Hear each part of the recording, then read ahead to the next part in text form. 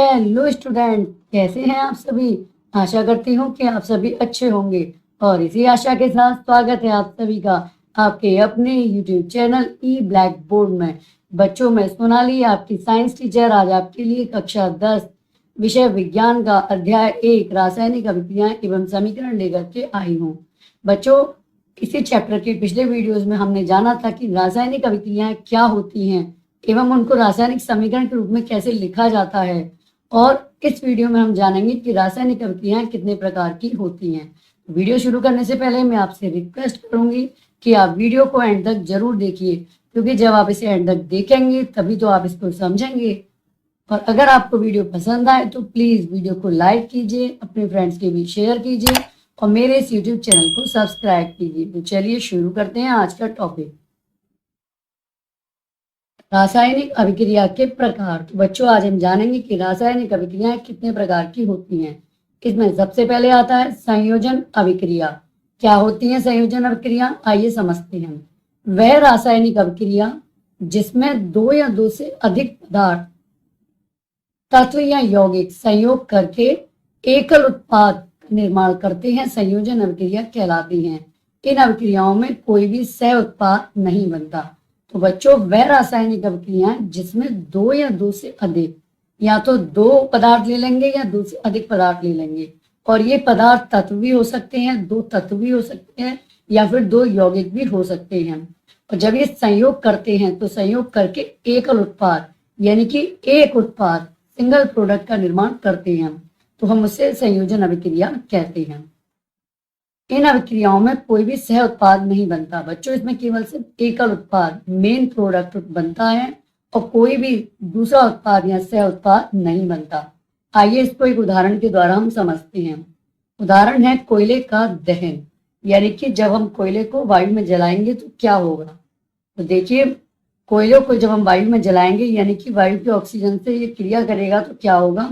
तो C+O2 = CO2, यानी कोयला एक तरीके से कार्बन का ही रूप होता है। तो कार्बन प्लस O2 जब ये आपस में क्रिया करेंगे तो CO2 बनेंगे। तो बच्चों, ये देखिए, यहाँ पर हमने दो अभिकारक लिए हैं, एक कार्बन और एक ऑक्सीजन, और इन दो अभिकारकों या दो पदार्थों ने आपस में मिल करके एक अकेला प्रोडक्ट, एक अकेला उत्पाद बनाया है। अतः ये किसका उदाहरण है, संयोजन अभिक्रिया का, क्योंकि यहाँ पर दो अभिकारकों ने आपस में मिलकर के एक अकेला उत्पाद बनाया है। अतः ये संयोजन अभिक्रिया का उदाहरण है। इसको हम अन्य उदाहरणों से और अच्छे से समझते हैं। जल का निर्माण। बच्चों, जब हाइड्रोजन और ऑक्सीजन गैस आपस में मिलकर के जल का निर्माण करती हैं, ये भी एक संयोजन अभिक्रिया का उदाहरण है। ये देखिए, 2H2 + O2 = 2H2O। यहाँ पर भी हमने दो अभिकारक लिए हैं और इन्होंने आपस में अभिक्रिया करके सिर्फ एकल उत्पाद यानी एक सिंगल प्रोडक्ट का निर्माण किया है। ये भी एक संयोजन अभिक्रिया का उदाहरण है। अगला है बिना बुझा चूना। इसमें हम बिना बुझा चूना लेते हैं CaO, जिसे हम कैल्शियम ऑक्साइड भी कहते हैं। S यानी कि इसका ठोस पाउडर लेते हैं, और जब हम इसकी जल या H2O से क्रिया कराते हैं तो क्या होता है, ये CaOH का होल ट्वाइस यानी कैल्शियम हाइड्रोक्साइड का एक्वस यानी जलीय विलयन बनाता है। तो यहाँ पर भी देखिए, हमने दो अभिकारक लिए हैं और इन दो अभिकारकों ने आपस में मिलकर के एक उत्पाद का निर्माण किया है। अतः ये भी एक संयोजन अभिक्रिया का ही उदाहरण है। ऊष्माक्षेपी रासायनिक अभिक्रियाएं। अब जानते हैं कि क्या होती हैं ऊष्माक्षेपी रासायनिक अभिक्रियाएं। जिन अभिक्रियाओं में उत्पाद के निर्माण के साथ साथ ऊष्मा का भी उत्सर्जन होता है उसे ऊष्माक्षेपी रासायनिक अभिक्रिया कहते हैं। बच्चों, ऐसी रासायनिक अभिक्रियाएं जिनमें उत्पाद के निर्माण के साथ साथ ऊष्मा का भी उत्सर्जन हो, उत्सर्जन यानी कि ऊष्मा भी उसमें बने और ऊष्मा भी उसमें निकले, तो उसे क्या कहते हैं, उसे हम ऊष्माक्षेपी रासायनिक अभिक्रियाएं कहते हैं। इनको भी उदाहरण के द्वारा समझते हैं। प्राकृतिक गैस का दहन। प्राकृतिक गैस क्या होती है, CH4, जिसको हम मीथेन गैस भी कहते हैं। जब ये इसका भी दहन किया जाता है यानी कि इसे ऑक्सीजन में जलाया जाता है तो क्या होता है, तो ये CH4 + O2 ये मिलकर के बनाते हैं CO2 प्लस 2H2O प्लस ऊष्मा। तो यहाँ पर देखिए बच्चों, यहाँ पर उत्पाद के साथ साथ ऊष्मा भी उत्सर्जित हुई है, यानी ऊष्मा भी निकली है। तो ये किसका उदाहरण है? ये ऊष्माक्षेपी रासायनिक अभिक्रियाओं का उदाहरण है। श्वसन भी एक ऊष्माक्षेपी अभिक्रिया है। बच्चों, जो श्वसन अभिक्रिया होती है, जो हमारे शरीर में होती है, वो भी एक ऊष्माक्षेपी अभिक्रिया है। श्वसन क्या है? मोटे रूप से बात करें तो ऑक्सीजन का ग्रहण करना और CO2 का छोड़ना, ये श्वसन है। तो इसमें जो हम ऑक्सीजन ग्रहण करते हैं, ये क्या करती है? ये जो भोजन पच करके बनता है, यानी कि जो कार्बोहाइड्रेट है, वो पाचन के बाद में ग्लूकोज में परिवर्तित होता है। तो ये C6H12O6, ये क्या है? ये ग्लूकोज है। और जब ये ग्लूकोज जो श्वसन के द्वारा हमने ऑक्सीजन ली है, जब उससे क्रिया करता है, यानी जब इसका ऑक्सीकरण होता है, तो ये CO2 और H2O में टूट जाता है और इन कार्बन डाइऑक्साइड और जल के साथ साथ इसमें ऊष्मा भी निकलती है। तो यानी कि श्वसन भी एक ऊष्माक्षेपी अभिक्रिया है, क्योंकि इसमें उत्पाद के साथ साथ ऊष्मा भी निकली है। अब आगे चलते हैं। वियोजन या अपघटन अभिक्रियाएं क्या होती हैं? वियोजन अभिक्रियाएं ये दूसरे प्रकार की अभिक्रियाएं हैं।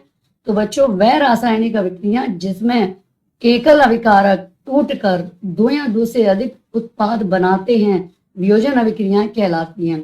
तो बच्चों, ऐसी अभिक्रियाएं जिसमें एकल अभिकारक लिया जाए, मान लीजिए हमने एक अभिकारक लिया A और ये टूट करके दो उत्पाद बना ले B प्लस C, तो ये क्या है? ये वियोजन अभिक्रिया का उदाहरण है। इसमें ये एकल उत्पाद A लिया है, इसने टूट करके दो उत्पादों का निर्माण किया है। तो ऐसी रासायनिक अभिक्रियाओं को हम क्या कहते हैं? वियोजन अभिक्रियाएं कहते हैं। वियोजन अभिक्रियाएं निम्न 3 प्रकार की होती हैं। सबसे पहले आता है ऊष्मीय वियोजन। ऊष्मीय वियोजन क्या होता है? जैसा कि इसके नाम से ही पता चल रहा है, ऊष्मा द्वारा किए गए वियोजन को हम ऊष्मीय वियोजन कहते हैं। तो इसको बच्चों उदाहरण के द्वारा समझते हैं। यह है CaCO3 यानी कैल्शियम कार्बोनेट, जो कि S यानी कि सॉलिड ठोस रूप में है, और जब इसको ऊष्मा दी जाती है तो ये ऊष्मा द्वारा वियोजित होकर के CaO कैल्शियम ऑक्साइड और प्लस CO2 का निर्माण करता है। तो क्योंकि ये CaCO3 ऊष्मा के द्वारा वियोजित हुआ है, एकल अभिकारक था और ये दो उत्पादों में ऊष्मा के द्वारा टूटा है, अतः ये क्या है? ये ऊष्मीय वियोजन का उदाहरण है। अब आगे चलते हैं। वैद्युत वियोजन। वैद्युत वियोजन क्या होता है? विद्युत धारा प्रवाहित कर होने वाला वियोजन। बच्चों, किसी पदार्थ में जब हम विद्युत धारा प्रवाहित करते हैं तो विद्युत धारा के द्वारा उसका जो वियोजन होता है, तो उसे हम वैद्युत वियोजन कहते हैं। तो उदाहरण के द्वारा हम और अच्छे से समझते हैं। यह है 2H2O, ये क्या है? ये जल है। जब इसमें विद्युत धारा प्रवाहित की जाती है तो ये 2H2 प्लस O2 यानी कि हाइड्रोजन और ऑक्सीजन गैस में वियोजित हो जाता है। तो यहाँ पर भी एकल अभिकारक विद्युत धारा के द्वारा दो प्रोडक्ट्स में टूट गया है, अतः ये भी वैद्युत वियोजन का उदाहरण है। तीसरा है प्रकाशीय वियोजन। जैसा कि इसके नाम से ही पता चल रहा है कि सूर्य के प्रकाश की उपस्थिति में होने वाला वियोजन। बच्चों, ये वाला जो वियोजन है, ये सूर्य के प्रकाश की उपस्थिति में होता है। इसका उदाहरण है 2AgCl। जब हम सिल्वर क्लोराइड, AgCl क्या है? सिल्वर क्लोराइड, इसको ठोस रूप में लेते हैं, जब हम इसको सूर्य के प्रकाश में थोड़ी देर के लिए रखते हैं तो ये 2Ag प्लस Cl यानी कि सिल्वर प्लस क्लोराइड में टूट जाता है। तो यहाँ पर भी एकल अभिकारक था, ये दो उत्पाद में टूटा है। तो ये भी, और किसके द्वारा टूटा है? प्रकाश के द्वारा। तो ये भी प्रकाशीय वियोजन का उदाहरण है। इस अभिक्रिया का प्रयोग श्याम श्वेत फोटोग्राफी में किया जाता है। बच्चों, इस अभिक्रिया का प्रयोग हम कहाँ करते हैं? जो ब्लैक एंड व्हाइट, श्याम से श्वेत यानी कि जो ब्लैक एंड व्हाइट फोटोग्राफ्स बनते हैं, उनके निर्माण में इसका प्रयोग किया जाता है। इसी क्रम में आते हैं ये ऊष्माशोषी अभिक्रिया। ऊष्माशोषी अभिक्रिया क्या होती है? जिन अभिक्रियाओं में अभिकारकों को तोड़ने के लिए ऊष्मा, प्रकाश या विद्युत ऊर्जा की आवश्यकता होती है, तो उसे हम ऊष्माशोषी अभिक्रियाएं कहते हैं। तो बच्चों, जिन अभिक्रियाओं में अभिकारक को तोड़ने के लिए ऊष्मा की जरूरत हो, वो ऊष्मा सादा रूप में भी हो सकती है, या प्रकाश के रूप में, या विद्युत ऊर्जा के रूप में भी हो सकती है। तो ऐसी अभिक्रियाओं को हम क्या कहते हैं? ऊष्माशोषी अभिक्रियाएं कहते हैं। जैसा कि इसके नाम से पता चल रहा है, ऊष्मा को शोषी यानी ऊष्मा का शोषण करने वाला। तो इसमें देखिए बच्चों, ये ऊष्मा क्षेपीय अभिक्रियाओं के बिल्कुल अपोजिट है। जो ऊष्मा क्षेपीय अभिक्रियाएं थी उसमें ऊष्मा निकल रही थी और इसमें ऊष्मा अवशोषित हो रही है। इसको देखिए हम एक उदाहरण के द्वारा समझते हैं। ये हमने पीछे भी देखा भी एक उदाहरण इसका। ये देखिए, इसमें उदाहरण में ये कैल्शियम कार्बोनेट लिया था। ये ऊष्मा अवशोषित करके या ऊष्मा को ग्रहण करके कैल्शियम ऑक्साइड और CO2 में टूट गया था। तो यहाँ पर इसने ऊष्मा का अवशोषण किया था, अतः ये कौन सी क्रिया? ये ऊष्मा क्षुतीय अभिक्रिया का ही उदाहरण है। अब आते हैं तीसरे प्रकार की रासायनिक अभिक्रिया, विस्थापन अभिक्रिया। विस्थापन अभिक्रिया क्या होती हैं? इन अभिक्रियाओं में अधिक क्रियाशील तत्व कम क्रियाशील तत्व को उसके यौगिक से विस्थापित कर देता है। बच्चों, इस अभिक्रिया में क्या होता है? जो अधिक क्रियाशील तत्व होता है वो कम क्रियाशील तत्व को उसके यौगिक में से विस्थापित कर देता है, यानी उसको हटा देता है और उसको हटा करके उसका स्थान स्वयं ग्रहण कर लेता है। आइए इसको उदाहरण के द्वारा और अच्छे से समझते हैं। उदाहरण है Fe। Fe क्या है? आयरन। और जब ये कॉपर सल्फेट यानी CuSO4 के एक्वस यानी जलीय विलयन से क्रिया करता है तो ये FeSO4 प्लस Cu का निर्माण करता है। तो बच्चों ये देखिए, ये Fe जो है ये क्या है? आयरन। ये कॉपर की अपेक्षा अधिक क्रियाशील है। तो ये अधिक क्रियाशील होने की वजह से ये कम क्रियाशील कॉपर को उसके यौगिक में से हटा देगा। तो ये देखिए, Fe ने CuSO4 से Cu को हटा दिया है और ये खुद खुद उसके स्थान पर बैठ गया है। और इसने किसका निर्माण करा है? FeSO4 यानी आयरन सल्फेट का निर्माण किया है। तो ये विस्थापन अभिक्रिया का उदाहरण है जिसमें अधिक क्रियाशील तत्व कम क्रियाशील तत्व को उसके स्थान से हटा दे। देखिए, आयरन अधिक अभिक्रियाशील था, इसने कम अभिक्रियाशील कॉपर को उसके यौगिक कॉपर सल्फेट से विस्थापित कर दिया है और उसकी जगह ये खुद इसने आयरन सल्फेट का निर्माण किया है। अब आगे चलते हैं। अब आइए इसको एक और उदाहरण के द्वारा समझते हैं। ये है Zn, जिसको हम जिंक या जस्ता भी कहते हैं। जब ये कॉपर सल्फेट के साथ अभिक्रिया करता है तो जिंक सल्फेट यानी ZnSO4 और Cu का निर्माण होता है। तो बच्चों, इसमें जो जिंक है वो कॉपर से अधिक क्रियाशील तत्व है। तो ये जिंक क्या करता है? ये अधिक अभिक्रियाशील होने की वजह से ये कम क्रियाशील कॉपर को उसके यौगिक कॉपर सल्फेट से विस्थापित कर देता है, यानी कि उसकी जगह से उसको हटा देता है।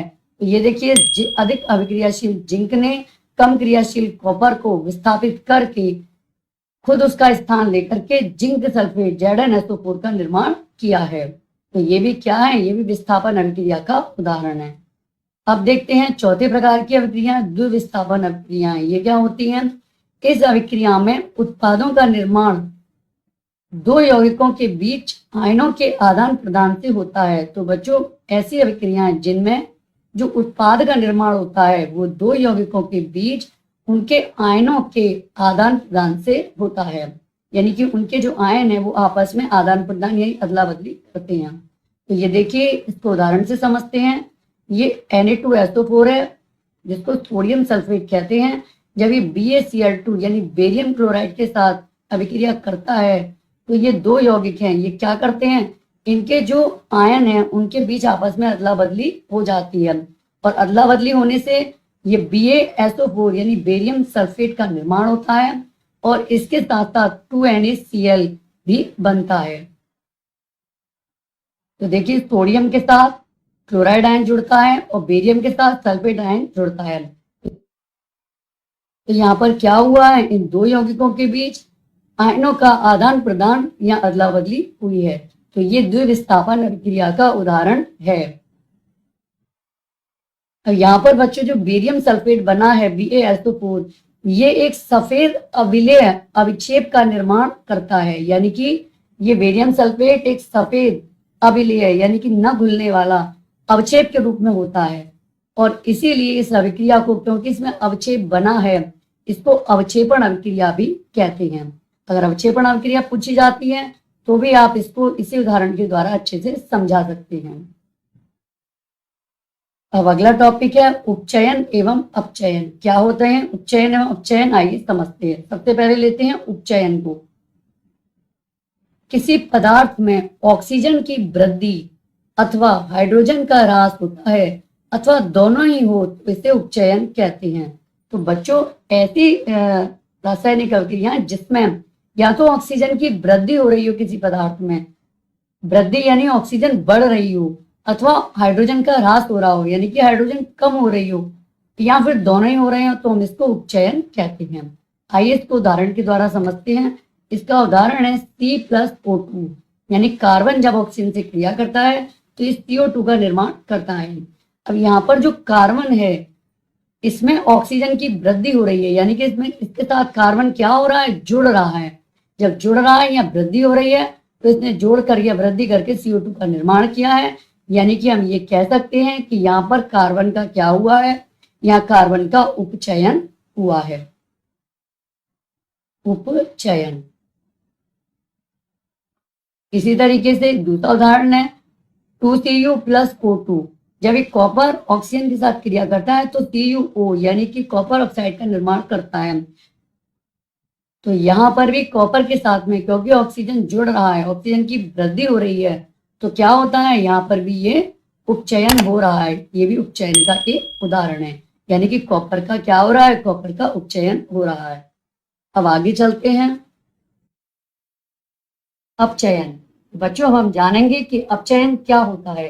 किसी पदार्थ में ऑक्सीजन का ह्रास अथवा हाइड्रोजन की वृद्धि होती है तो इसे अपचयन कहते हैं। बच्चों, यदि किसी पदार्थ में ऑक्सीजन का ह्रास हो रहा हो यानी कि ऑक्सीजन की कमी हो रही हो, अथवा हाइड्रोजन की वृद्धि यानी कि हाइड्रोजन बढ़ रही हो, तो हम इसे अपचयन कहते हैं। ये उपचयन के बिल्कुल अपोजिट होती है। उपचयन में ऑक्सीजन की वृद्धि हो रही थी और हाइड्रोजन का ह्रास हो रहा था, और ये बिल्कुल अपोजिट है। इसमें ऑक्सीजन का ह्रास यानी कमी हो रही है और हाइड्रोजन की वृद्धि हो रही है। इसको हम एक उदाहरण के माध्यम से समझते हैं। यह है जिंक ऑक्साइड ZnO। तो ये 2ZnO = 2Zn+O2।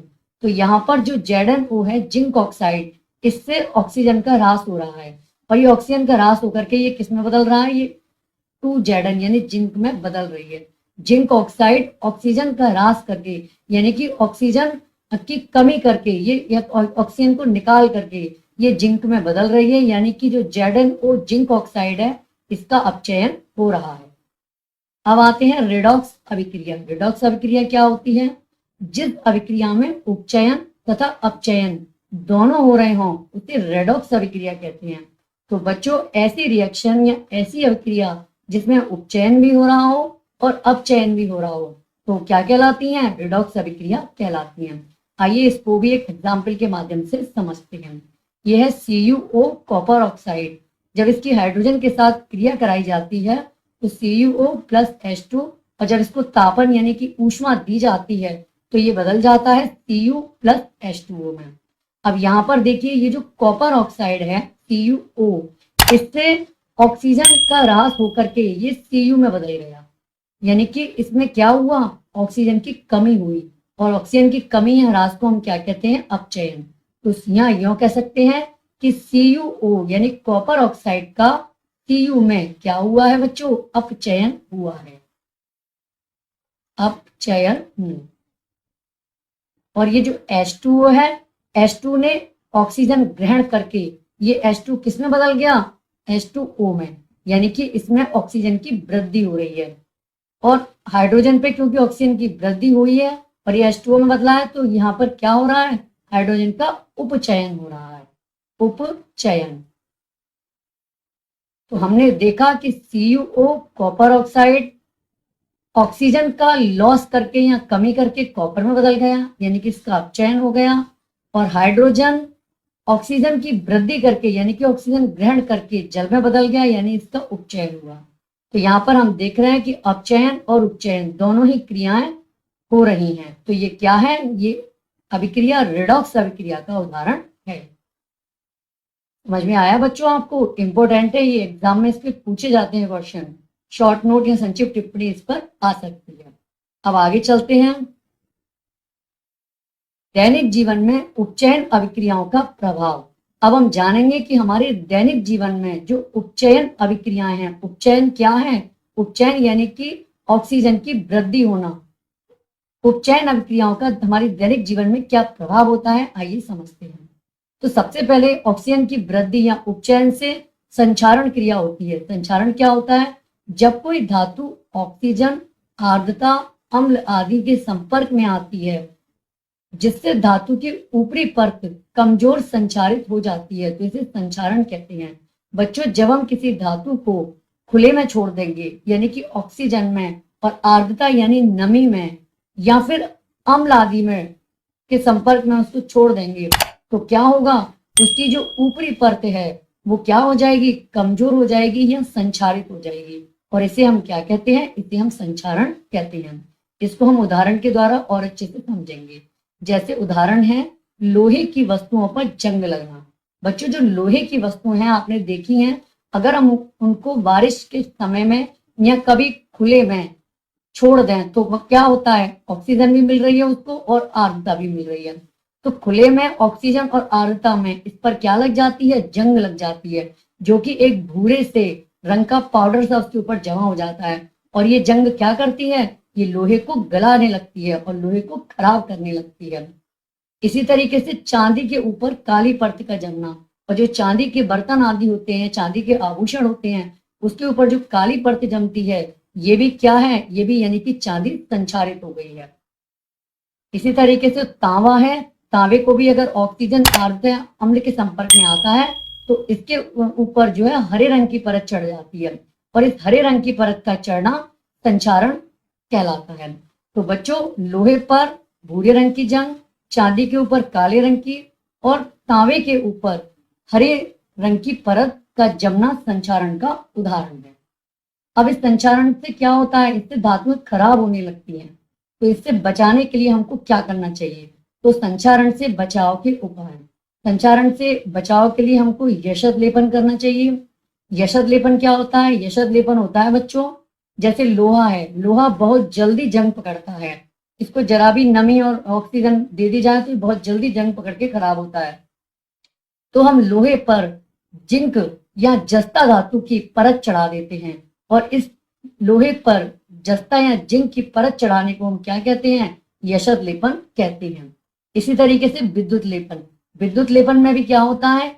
इसमें भी जंग लगने वाली धातु पर किसी दूसरी धातु की लेयर चढ़ा देते हैं, किसी दूसरे धातु का लेयर लेपन कर देते हैं, और वो विद्युत के माध्यम से होता है, यानी कि उसमें विद्युत धारा प्रवाहित करने पर ये लेपन की क्रिया होती है। अगला है पेंट करके। या हम क्या करेंगे? जो संचारित होने वाली धातु हैं उनको हम पहले ही पेंट कर देंगे। आपने देखा होगा कि लोहे के जंगले या लोहे के स्टैंड आदि के ऊपर हम पहले ही पेंट कर देते हैं, जिससे कि उसका संचारण ना हो और उस पर जंग ना लगे। तो इस तरीके से हम संचारण से धातुओं को बचा सकते हैं। अब आगे चलते हैं। विकृत गंधिता। अब जानते हैं विकृत गंधिता क्या होती है। बसा युक्त और तेलीय खाद्य सामग्री वायु के संपर्क में आने पर उपचयित हो जाती है, यानी कि जो बसा युक्त और तेलीय खाद्य सामग्री होती है, चिकनाई वाली जो खाद्य सामग्री होती है, खाने की जो सामग्री होती है, वो क्या होता है? वायु के संपर्क में आने पर उसमें ऑक्सीजन की वृद्धि हो जाती है। उपचयित का मतलब क्या है? उसमें ऑक्सीजन जुड़ जाती है या उसमें ऑक्सीजन की वृद्धि हो जाती है, और इससे क्या होता है? जिससे उसके स्वाद व गंध में परिवर्तन हो जाता है, और इसे हम क्या कहते हैं? विकृत गंधिता कहते हैं। तो विकृत गंधिता से क्योंकि स्वाद और गंध दोनों ही बदल जाएंगे तो वो सामग्री हमें खाने में अच्छी नहीं लगती। अब विकृत गंधिता रोकने के क्या उपाय हैं? कैसे हम विकृत गंधिता को रोकेंगे? तो पहला पॉइंट है प्रतिऑक्सीकारक का प्रयोग करके। तो हम क्या करेंगे? जब हम इन बसा युक्त तेलीय खाद्य सामग्री को पैक कर देंगे तो हम उसमें प्रतिऑक्सीकारक का उपयोग कर सकते हैं, जिससे कि इसका उपचयन ना हो और ये खराब ना हो। अगला है वायु रोधी बर्तन में खाद्य सामग्री रखकर।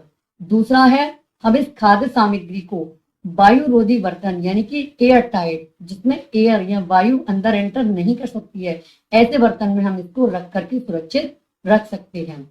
अगला है वायु के स्थान पर नाइट्रोजन गैस द्वारा।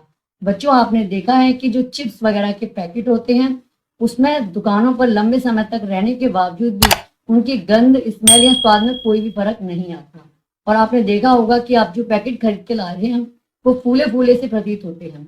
तो क्या होता है? क्यों फूले हैं? उसमें एक गैस भरी होती है जिसकी वजह से फूले हुए प्रतीत होते हैं, और उसी गैस की वजह से इनका स्वाद और गंध खराब नहीं होता। और वो गैस कौन सी होती है? वो गैस होती है नाइट्रोजन गैस N2।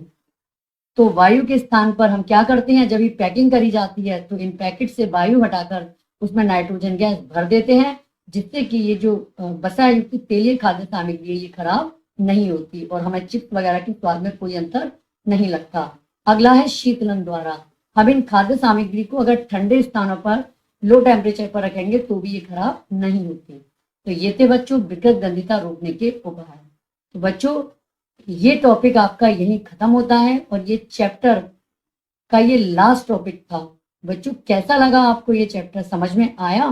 अगर आया हो तो प्लीज मुझे कमेंट बॉक्स में कमेंट करके जरूर बताइए, क्योंकि आपके कमेंट ही मुझे मोटिवेट करते हैं, जिससे मैं आगे आपके लिए और अच्छी अच्छी वीडियोस लेकर के आ सकूं। तो बच्चों मिलते हैं नेक्स्ट वीडियो में नेक्स्ट टॉपिक के साथ। और अगर आपको ये वीडियो पसंद आए तो प्लीज वीडियो को लाइक कीजिए, अपने फ्रेंड्स की भी शेयर कीजिए और मेरे इस यूट्यूब चैनल को सब्सक्राइब कीजिए। चलिए मिलते हैं नेक्स्ट वीडियो में नेक्स्ट टॉपिक के साथ। Good bye.